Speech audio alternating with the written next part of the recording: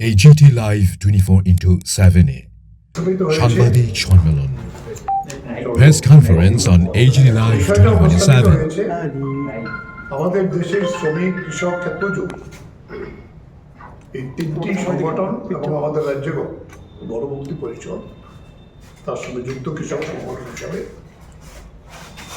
শ্রমিক এবং কৃষকদের উপর বিজেপি সরকারের যে লাগামহীন আক্রমণ অত্যাচার তার প্রতিবাদ হিসেবে মহাত্মা গান্ধী যেমন ব্রিটিশ ভারত ছাড়ো আমরাও ডাক দিয়েছি বিজেপি দেশ ছাড়ো। এই নারাতে আগামী 10ই আগস্ট গোটা দেশে এখন পর্যন্ত যা খবর 1000 জায়গায় হবে। আমাদের রাজ্যে আগরতলা সহ 21টি জায়গায় এই আইন অমান্য কর্মসূচি সংগঠিত করার সিদ্ধান্ত হয়েছে। শ্রমিকের কথাটা বলেছে, আপনারা জানেন দেশের সবচেয়ে করুণ অবস্থা কৃষকদের। ফসলের ন্যূনতম মজুরির দাবিতে যে লড়াই হয়েছিল কোভিড পিরিয়ডে 380 দিন দিল্লিকে ঘেরে রেখেছিল, প্রধানমন্ত্রী শেষ পর্যন্ত মাথা নত করে বলেছিল এই কৃষি আইন বাতিল করা হবে এবং তারপরে বসে লিখিত সিদ্ধান্ত দিয়েছিল স্বামীনাথনের ফর্মুলা অনুযায়ী মূল্য C2 প্লাস 50% যেটা দেওয়া হবে। এখন পর্যন্ত দেওয়া হচ্ছে। ক্ষেত মজুরদের বিষয়টা আপনারা দেখেছেন, মেগা প্রকল্প বাতিল করে নতুন আইন এনেছে যেখানে তার সমস্ত অধিকারকে নিয়ে, যেখানে আইন শ্রমিকদের গ্যারান্টি ছিল তা কেড়ে নিয়ে তারা আইন করে দিয়েছে এখন বছরে 4 মাস বন্ধ থাকবে, সিজনের সময়তে কোনো কাজ হবে না। এই ধরনের আক্রমণ অত্যাচারের বিরুদ্ধে গোটা দেশের কৃষক শ্রমিক ক্ষেতমজুর ঐক্যবদ্ধভাবে ডাক দিয়েছেন। আমাদের রাজ্যের মধ্যে আমরা দেখি এখন সরকার মিটিং মিছিল আমাদের এখানে করতে দেয়, পুলিশ অনুমতি দেয় না, জোর করে আমাদেরকে করতে হয়, আর এইটা তো অনুমতি দেওয়ার প্রশ্নই আসে না। আমরা এই লড়াই করব, মানুষ নামবে। আমরা দেখি এই সরকারের কতখানি শক্তি আছে। গোটা দেশেই একটা প্রায় 10 লক্ষের উপরে দিন আমাদের মিটিং হয়েছে, যেটা শঙ্কর দত্ত বলেছেন 1000 জায়গায় এই প্রতিবাদ হবে, আমাদের রাজ্যে এটা হবে। এই প্রতিবাদে আমরা সমস্ত অংশের শ্রমিক কৃষক ক্ষেতমজুর শুধু না, সবাইকে সামিল হতে আহ্বান করছি। এমনকি একটা আলোচনা হয়েছে আমাদের সংযুক্ত মোর্চা, তারাও নিজেরা উইলিংলি বলেছিল আমরা আসতে চাই, বিভিন্ন শ্রমিক সংগঠনগুলো আসতে চাই, ছাত্র যুব নারী সবাইকে আমরা আহ্বান করছি। ডাকটা হয়তো শ্রমিক এবং কৃষকের, আমাদের এই 3 সংগঠনের সবাই আসুক। এটাকে একটা প্রতিবাদ হিসাবে গোটা দেশের মানুষের সাথে আমরা একাত্মতার ভিত্তিতে আমরা বিজেপি সরকারকে জানিয়ে দিতে চাই আজকে পার্লামেন্ট অচল, প্রধানমন্ত্রী দেশের স্বরাষ্ট্রমন্ত্রী পালিয়ে বেড়াচ্ছেন, পার্লামেন্টের অফিসে যাচ্ছেন, ভেতরে যাচ্ছেন না। ছাত্রদের যুবদের আন্দোলন দেখিয়ে দিয়েছে কি করে বিজেপিকে মাথা নোয়াতে হয়, মন্ত্রীকে পদত্যাগ করতে হয়েছে। এই মন্ত্রী তো পদত্যাগ করে প্রধানমন্ত্রীকে বাঁচিয়েছে। এই সরকারকে ফেলে দেওয়ার জন্যই, এই সরকারের কোনো যোগ্যতা নাই সরকারে থাকা বলে, সেই জায়গায় দাঁড়িয়ে এইটা আমাদের সূচনা। আগামী 10ই আগস্ট এই লড়াইতে সকলেরই সমর্থন আমরা চাই, সকলে এগিয়ে আসো, এই আহ্বান করছি। উপস্থিত করেছে একদিকে নেই মানুষের কাজকর্ম, অন্যদিকে কিন্তু লুটপাট দুর্নীতি অবাধে চলছে। এটা গোটা ভারতবর্ষে, সারা পৃথিবীর যে তথ্য বেরোয় সে তথ্য ভারতবর্ষের শীর্ষস্থানের মধ্যে অন্যতম স্থান ভারতবর্ষ দখল করে রয়েছে দুর্নীতির জন্য। এবং আমরা দেখেছি যে বিচার বিভাগে আজকের পেপারে আমি দেখলাম একজন হাইকোর্টের জাস্টিস তার কাজের উপর হস্তক্ষেপ করাতে তিনি রেজিগনেশন লেটার রাষ্ট্রপতির কাছে পাঠিয়ে দিয়েছেন। কি চলছে? বিচার বিভাগ কি স্বাধীনভাবে কাজ করতে পারবে না? বিচার বিভাগের উপর সেখানে নানা কায়দায় নানা প্রসঙ্গে সেখানে হস্তক্ষেপ করা হচ্ছে। এবং নির্বাচনী ব্যবস্থাটাকে, এটা একটা গণতান্ত্রিক অধিকার, কে থাকবে, কে যাবে, কে আসবে, এটা মানুষের অধিকার এবং তার জীবন অভিজ্ঞতা ভিত্তিতে ভোটাধিকার কেড়ে নিচ্ছেন, নাগরিক অধিকার কেড়ে নিচ্ছেন, ভোটিং রাইট কেড়ে নিচ্ছেন, নির্বাচন তালিকা থেকে নাম বাদ দিয়ে দিচ্ছেন এবং সেখানে নির্বাচন কমিশনকে সম্পূর্ণভাবে বকলদবা করে তারা নিজেদের মতো ব্যবহার করছেন এবং কাজে লাগাচ্ছেন। এবং এই পরিস্থিতির মধ্যে লুটপাট এমন জায়গায় গেছে, মন্দির পর্যন্ত রেহাই পাচ্ছে না। আপনারা ইতিমধ্যে জেনেছেন অযোধ্যাতে যে রাম মন্দির, এখান থেকেও শত শত কোটি টাকা এদিক সেদিক হয়ে গেছে। মানুষের দানের টাকা, দক্ষিণার টাকা লুটপাট করছেন। প্রকৃত আসামি ধরা পড়বে কিনা আমাদের সন্দেহ আছে এবং এটা অধিকাংশ ক্ষেত্রে শাসক দলের লোকরাই যুক্ত এবং এই চলছে। এবং একটা লুটপাট যখন কোথায় গিয়ে দাঁড়াবে এই পর্যায়ে এটা যেতে পারে। আমরা দেখছি গণ আন্দোলন, ছাত্র আন্দোলনের উপর নিপীড়ন বেড়ে গেছে। আপনারা দেখেছেন রিসেন্টলি দিল্লি, বিহার AK-47 ব্যবহার করা হচ্ছে, ছড়াগুলি ব্যবহার করা হচ্ছে ছাত্রদের উপর। শ্রমিকদের এই যে নয়ডা সহ 9টা রাজ্যে যে আন্দোলন ছড়িয়ে গেল এবং তাদের মজুরির দাবিতে, সেখান থেকে দেখা গেল জলের লাইন কেটে দেওয়া বস্তি, তারপরে বিদ্যুতের লাইন কেটে দেওয়া, গ্যাসের পাইপ লাইন কেটে দিয়েছেন, 400 উপর গ্রেপ্তার করেছেন। কিন্তু তারপরও শ্রমিক আন্দোলন দমে যায়নি। শেষ পর্যন্ত মজুরি কিছুটা হলেও বাড়াতে বাধ্য হয়েছেন। এখনো কিছু শ্রমিক নেতা জেলখানায় আছেন। এই যে দমন পীড়নের যে পথটা বেছে নিয়েছে, এটার বিরুদ্ধে আমাদের এই ধর্মঘট না, আমরা জেলভর আন্দোলনটা আহ্বান করতে বাধ্য হয়েছি। এবং এই পরিস্থিতির মধ্যে গিয়ে আমরা লক্ষ্য করছি আলোচনা হয়েছে বেকারত্ব এবং দারিদ্রতা, এগুলো নিয়ে সবটা মিলিয়ে জনগণেরই এই আন্দোলন এবং জনগণের সমস্যার সমাধানের জন্য এই আন্দোলন। আমরা নির্দিষ্ট কিছু দাবি উল্লেখ করলেও এই প্রেক্ষাপটে যে দাবিগুলো আমরা মানুষের সামনে উপস্থাপিত করেছি। আমরা আমাদের রাজ্যে আইনের শাসন নেই, এখানে আইনের শাসন অচল। এই পরিস্থিতিতে আমরা বলব যে সরকারকে আমরা শান্তিপূর্ণভাবে সেদিন এই জেলভরো আন্দোলন সংগঠিত করতে চাই। সরকারের দিক থেকে যাতে প্ররোচনামূলক কোনো দৃষ্টিভঙ্গি না নেওয়া হয় এবং সেখানে গিয়ে, কারণ সত্যাগ্রহ আন্দোলনটা আইন অমান্য মানে সত্যাগ্রহ আন্দোলন, এই আন্দোলন ব্রিটিশ শাসিত ভারতবর্ষ হয়েছে, কাজেই এটা ভারতবর্ষের রাজ্যে রাজ্যে হয়। যে এই আন্দোলনে আমরা সরকারকে বলবো, আমরা সরকারের দৃষ্টি আকর্ষণ করাই আমাদের মূল লক্ষ্য। এই লক্ষ্য নিয়ে এটা আমরা যাচ্ছি এবং সেখানে গিয়ে শান্তিপূর্ণভাবে আন্দোলন করবো এবং আমরা জনগণকে ব্যাপকভাবে আপনাদের মাধ্যমে আবেদন জানাবো, এই আন্দোলনে এই উচ্চতর যে একটা সংগ্রাম, এই সংগ্রামে ব্যাপক অংশের জনগণ যাতে এটাতে সামিল হয়, যারা এই সমস্যাগুলোর সমাধান চায়, যারা এই সমস্যাগুলো নিয়ে আক্রান্ত, নিপীড়িত, ক্ষতিগ্রস্ত। আপনি হতে পারেন যেই দলের, যেই গোষ্ঠীর বা যে জায়গারই হন, সেখানে গিয়ে আপনাকে বাঁচতে হবে, থাকতে হবে। এই কারণেই এটা একটা কমন স্লোগান আমরা দিয়েছি সংক্ষেপে, যেটা আমাদের এই সংগঠনগুলো থেকে দেওয়া হয়েছে, দেশ বাঁচাও মানুষ বাঁচাও। মানুষ বাঁচলে দেশ বাঁচলে, আর দেশ বাঁচলে মানুষ বাঁচবে, দুইটাই বিপন্ন। কাজে এই কারণে আমরা একটা কমন স্লোগান তুলেছি, দেশ বাঁচাও মানুষ বাঁচাও। এর উদ্দেশ্যেই আমরা এই আন্দোলন আহ্বান করেছি।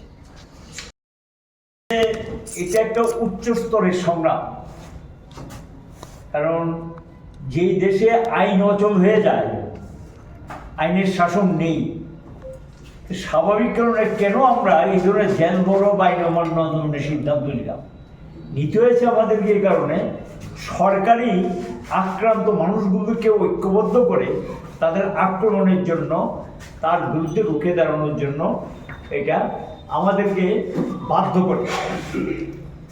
এবং এই যে জেলভরো আন্দোলনটা বিজেপি সরকারের নয়া ফেসিস্ট যে দৃষ্টিভঙ্গি, তার যে আক্রমণ, তাদের কার্যকলাপের বিরুদ্ধেই আমরা এই আন্দোলনে সামিল হচ্ছি। প্রেক্ষাপট যেটা দাবিগুলো, প্রেক্ষাপট কী কারণে আজকে সামনে এসছে, গণতন্ত্র সম্পূর্ণ বিপন্ন। এখানে মানুষের অধিকার নেই, সম্মান নেই, মর্যাদা নেই, স্বাধীনভাবে কথা বলা যায় না, স্বাধীনভাবে চলাফেরা করা যায় না, এবং বিপন্ন প্রতিবাদের অধিকার। কাজে প্রতিবাদের অধিকার প্রতিবাদ করি আমরা কেড়ে নিতে চাই। এটা আমাদের অর্জিত অধিকার। এই অর্জিত অধিকার আজকে কেড়ে নিতে চাইছে। ব্রিটিশরা যা করেছিল আমাদের দেশের সরকার অনেকটা সেই প্রতি এগুচ্ছে। আমরা এটাকে প্রতিরোধ সংগ্রামে সামিল হচ্ছি। সংবিধানকে অচল করে দেওয়া এবং সংবিধানের বিপন্ন, সংবিধানের নির্দেশিকাগুলোকে সরকার মেনে চলছে না। আমরা সংবিধান রক্ষা করার জন্য ওই আন্দোলনে আমাদের জনগণের কাছে আমাদের প্রচার আন্দোলনে আমরা এটা বলছি। জনগণের যে কতগুলি মৌলিক অধিকার, কাজ, খাদ্য এবং তার সঙ্গে স্বাস্থ্য পরিষেবা, চিকিৎসা পরিষেবা এবং বাসস্থান এবং স্বাধীনভাবে চলাফেরা, এই যে কতগুলি মৌলিক অধিকার এবং মৌলিক সমস্যা, এই সমস্যাগুলো সরকার অস্বীকার করছে। এটা সরকারের কোনো দায়বদ্ধতা নেই। সরকার শুধু শাসন করবে, সরকার কোনো পরিষেবা দেবে না। পরিষেবা যার যার তার তার। এবং এখানে সরকার ট্যাক্সও নিচ্ছে জনগণ থেকে, লক্ষ লক্ষ কোটি টাকা সংগ্রহ করছে। প্রতি বছর তারা বাজেটে জনগণের উপরে ট্যাক্সও চাপিয়ে দিচ্ছে। সেই টাকা দিয়ে তারা বড় লোকদের এগুলো সাবসিডি দিচ্ছে। কাদেরকে? আদানি আম্বানিদেরকে সাবসিডাইজ করছে। সাধারণ মানুষের যে ন্যূনতম পরিষেবাগুলো ছিল, এই পরিষেবাগুলো সম্পূর্ণভাবে তারা তুলে দিয়েছেন এবং এটার বিরুদ্ধে প্রতিবাদের একটা অংশ হিসেবে আমরা এটা করছি। শুনেছেন, শ্রমজীবী এবং কৃষিজীবী কৃষকরা মারাত্মকভাবে বিপন্ন। এরা হলো 90% মতো। এখানে কিন্তু কর্মক্ষেত্র, ভবিষ্যৎ বেকার যুবকদের কাজ পাবে, কাজ থাকবে কিনা সবটা নির্ভর করে এই ক্ষেত্রের উপর। যে আজকে সেখানে শাসক গোষ্ঠী আক্রমণের জন্য কৃষক এবং শ্রমিকদের মধ্যে, একটা কৃষিজীবীদের মধ্যে, শ্রমজীবীদের মধ্যে একটা ব্যাপক ঐক্য গড়ে উঠেছে এটার বিরুদ্ধে। আমরা যখন ঐক্যবদ্ধ হচ্ছি তখন দেখা যায় বিচ্ছিন্নতাবাদী সাম্প্রদায়িক গোষ্ঠীগুলো এগুলিকে সামনে টেনে নিয়ে আসছে সরকার, এবং যারা মানুষের সমস্যার সমাধানে ব্যর্থ, মূল সমস্যাগুলো নিয়ে যাতে আন্দোলন না করতে পারে, বিপদগামী করার জন্য এই পথটা তারা বেছে নিয়েছে। এবং জনগণের কাছে জনগণের ট্যাক্সে নির্মিত যে বিশাল সম্পত্তি গড়ে উঠেছে দেশের স্বাধীনতার পর এবং আগে, ইভেন কি ব্রিটিশ শাসিত ভারতবর্ষে কিন্তু কিছু সরকারি সম্পত্তি গড়ে উঠেছে। এই সম্পত্তিগুলো এখন সম্পূর্ণ জলের দরে তাদের বিজেপি দলের প্রশ্নের উঠে খুব কাছের লোক, এবং যারা নির্বাচনের সময় তাদের তহবিল যোগায় বন্ডের নামে বিভিন্নভাবে, এবং সেখানে এখন তো ট্রাস্টির নামে যোগাচ্ছে, এদেরকে পাইয়ে দেওয়ার জন্য সেগুলো জলের দরে বিক্রি করে দেওয়া হচ্ছে। এটাও একটা প্রতিবাদের অন্যতম দিক। এবং আমরা লক্ষ্য করছি পৃথিবীর মধ্যে অন্যতম একটা শীর্ষতম স্থানে আমাদের দেশটা চলে গেছে। একটা নাগরিক হিসেবে আমরা সবাই এটা ব্যথিত, লজ্জিত এবং সবার আমরা আমাদের দেশের 3টি সর্বভারতীয় সংগঠন এবং আমাদের রাজ্যের একটি সংগঠন, এই 4টি সংগঠনের পক্ষ থেকে শুভেচ্ছা এবং স্বাগত জানাচ্ছি। আমাদের ভারতের ট্রেড ইউনিয়ন কেন্দ্র বা সংক্ষেপে আমরা যাকে CITU বলি, সারা ভারত কৃষক সভা AIKS সংক্ষেপে বলি আমরা, ত্রিপুরা খ্যাত মজুর ইউনিয়ন, সর্বভারতীয় স্তরে all India agriculture workers union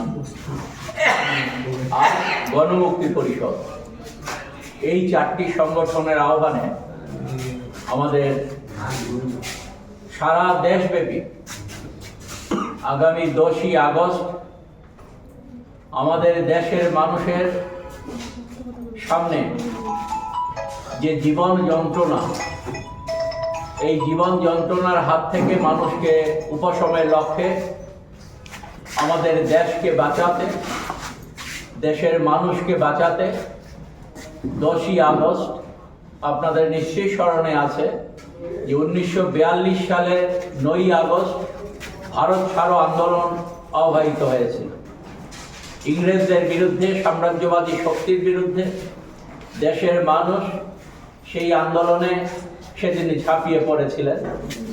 আজকেও আমরা মনে করছি যে যারা আজকে দেশ বিরোধী ভূমিকা পালন করছেন, যারা দেশের মানুষের বিরুদ্ধে, গরিব, নিম্নবিত্ত, শ্রমজীবী মানুষ, কৃষক, ক্ষেতমজুর, ছাত্র, যুব, তাদের বিরুদ্ধে যে যুদ্ধ ঘোষণা করেছেন, এর প্রতিবাদ হওয়া দরকার, একে আটকানো দরকার।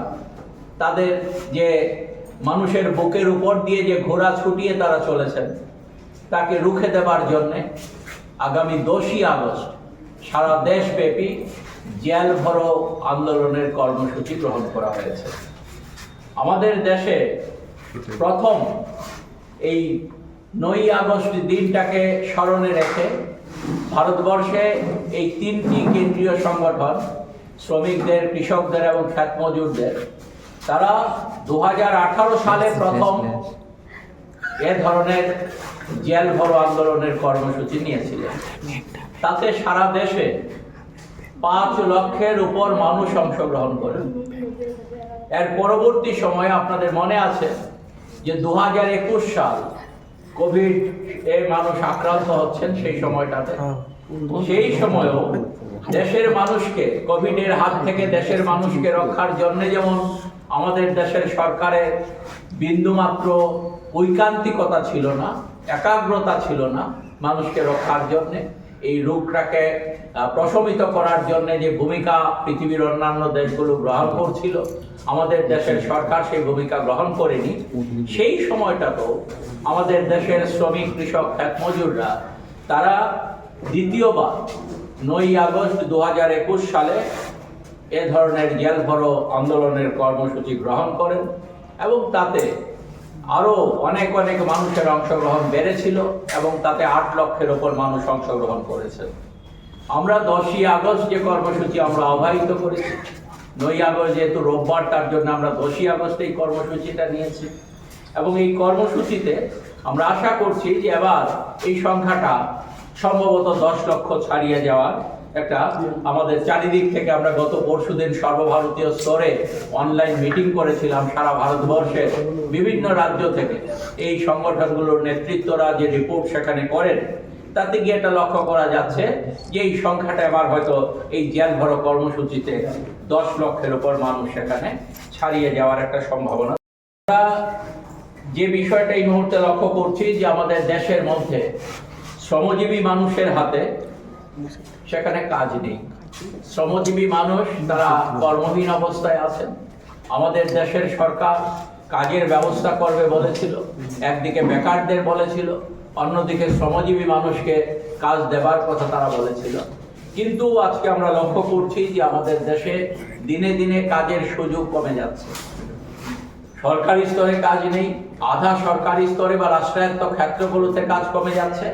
এরকম একটা অবস্থায় আমাদের দেশের অল্প কিছু সংখ্যক ধনী মানুষ এবং পৃথিবীর কর্পোরেট হাউসের যারা সাথে যুক্ত, যারা তাদের সাহায্য করবার জন্য আমাদের দেশের সরকার নতুন করে শ্রমজীবী মানুষের স্বার্থে যে আইনগুলো ব্রিটিশ আমলে শ্রমজীবী মানুষ লড়াই করে আদায় করেছিলেন এবং পরবর্তী সময়ে দেশ স্বাধীন হবার পর শ্রমজীবী মানুষের লড়াইয়ের মধ্য দিয়ে আমরা যে জিনিসটা লক্ষ্য করেছিলাম, সেই দাবিগুলো তুলে ধরার ব্যবস্থা হয়েছিল এবং তার পরিপ্রেক্ষিতে আমাদের দেশের সরকার আইন করতে বাধ্য হয়েছিল শ্রমজীবী মানুষের স্বার্থ রক্ষা করার জন্য।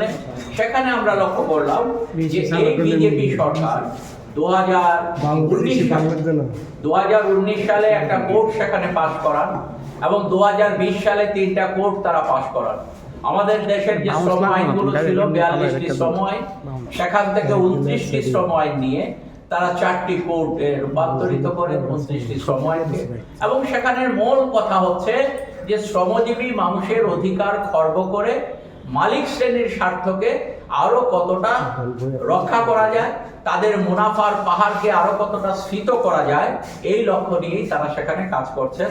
এবং সেই জায়গাটাই আমরা দেখছি যে আমাদের দেশে আগে যেখানে, এটা শুধু আমাদের দেশের প্রশ্ন, সারা পৃথিবীতে এটা সর্বজন স্বীকৃত। আজকে পৃথিবীর যেখানেই মানুষ আছেন, সেই জায়গায় রাষ্ট্রে যেখানে সামান্য গণতন্ত্রের প্রতি যাদের এখনো সেখানে তারা এই গণতন্ত্রের প্রতি আস্থা রাখেন, সেই সমস্ত জায়গাগুলোতে আমরা লক্ষ্য করি যে 8 ঘন্টা কাজ সর্বজন স্বীকৃত পৃথিবীর প্রায় সব দেশেই। এরকম একটা জায়গায় আমাদের ভারতবর্ষে যেখানে আইন করে বলে দেওয়া হয়েছিল যে 7 থেকে 8 ঘন্টার বেশি কাউকে এক নাগারে কাজ করানো যাবে না একটা 24 ঘন্টার দিনে, সেই জায়গাতে আজকে ভারতবর্ষের সরকার আইন করে বলছে যে একজন শ্রমিককে 10 থেকে 14 ঘন্টা কাজ করানো যাবে এবং তার জন্য কোনো ওভারটাইম দিতে হবে না। এইভাবে যেমন শ্রমিকদের কাজের ঘন্টা বাড়ানোর মধ্য দিয়ে তার উপর আঘাত হানা হয়েছে, তার পাশাপাশি তাদের মজুরি বৃদ্ধির ক্ষেত্রে কোনো রকম ভূমিকা আমাদের দেশের সরকারের নেই। ইতোমধ্যে গত 29শে জুলাই সর্বভারতীয় স্তরে শ্রমিক কৃষক খ্যাত মজুররা তারা কনভেনশন করেছিলেন তালকাটোরা স্টেডিয়ামে। এই কনভেনশন থেকে আওয়াজ উঠেছে, এখন আমরা সারা দেশে 42,000 টাকা মজুরি দেওয়ার দাবি করছি। অন্যদিকে কেন্দ্রীয় সরকার কি করছে, তারা মাথা পিছু প্রতিদিন 178 টাকা মজুরি নির্ধারণ করেছে, যেটা 30 দিন হিসেব করলে দাঁড়াবে 5,400 টাকার এদিক সেদিক। তাহলে এই হচ্ছে কেন্দ্রীয় সরকারের ভূমিকা আমাদের দেশে, কিভাবে মালিকদের স্বার্থ রক্ষা করা যায় সেদিক থেকে আমাদের শ্রমজীবী মানুষের স্বার্থ রক্ষার জন্যে এবং সমাজের অন্য সমস্ত অংশের মানুষের স্বার্থ রক্ষার প্রশ্ন এবং আমাদের ত্রিপুরা রাজ্যে মানুষের স্বার্থের সাথে যুক্ত 11টি দাবি নিয়ে আগামী 10 তারিখ রাজ্যের প্রতিটি মহকুমায় আমরা কর্মসূচি প্রতিপালন করব এবং পশ্চিম জেলায় আগরতলায় আমরা কর্মসূচি প্রতিপালন করব। 10ই আগস্ট আমাদের এই কর্মসূচি সম্পূর্ণ গণতান্ত্রিক পদ্ধতিতে আমরা শান্তিপূর্ণভাবে এই জেল ভরো কর্মসূচি প্রতিপালন করার জন্য আমরা উদ্যোগ গ্রহণ করেছি।